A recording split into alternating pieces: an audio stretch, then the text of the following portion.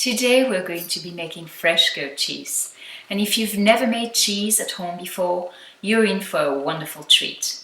Not only is it easy to do, but it's going to give you a cheese that tastes so fresh and that is so creamy.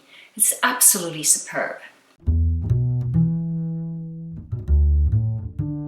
To make fresh goat cheese, you're going to need a starter called C20G that you can get from New England Cheese Making Supply, a cheese thermometer, and fine butter muslin. You'll also need half a gallon of fresh goat milk, but make sure you let it stand at room temperature for 1 hour before starting making the recipe. Now, to make cheese, it's important to use a non-reactive pan, so make sure you use stainless steel. Place the milk in a medium or large saucepan and heat the milk over medium heat. This is the most important step. You don't want to heat the milk too fast, so just medium heat. Place a thermometer in your pan and we're going to heat the milk until it's 86 degrees Fahrenheit.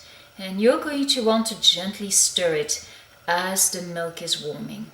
As you see, our milk has reached the right temperature, so now we can turn off the heat. Remove the pan from the stove and sprinkle the milk with half of a package of the starter. This is about a little less than 1/8 of a teaspoon. Now you're going to let this stand for 5 minutes for the starter to dissolve.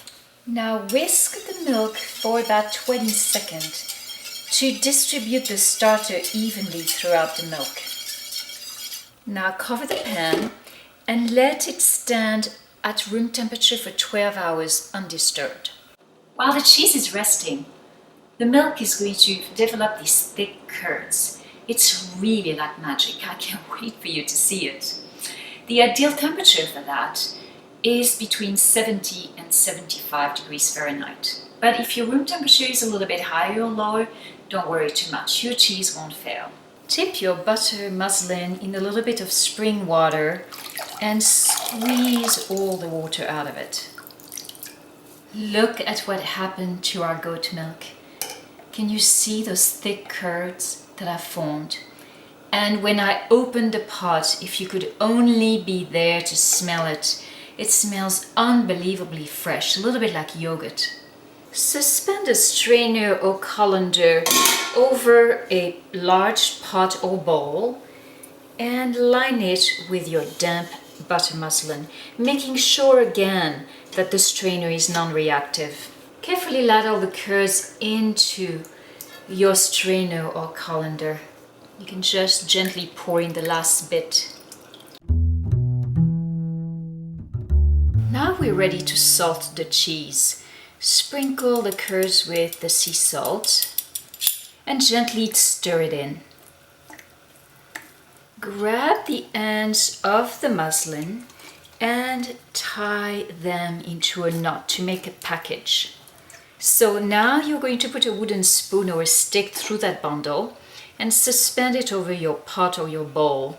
And you're going to drain your cheese for another 6 to 12 hours, depending on how light and creamy you'd like your cheese to be. Let's have a look at our goat cheese.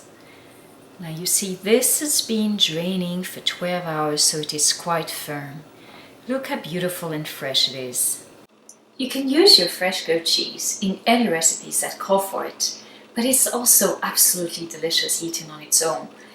Serve it with a little drizzle of olive oil, maybe fresh herbs and a little pinch of salt, a crusty loaf of bread or olive oil croûton. It's absolutely divine. Happy cheese making!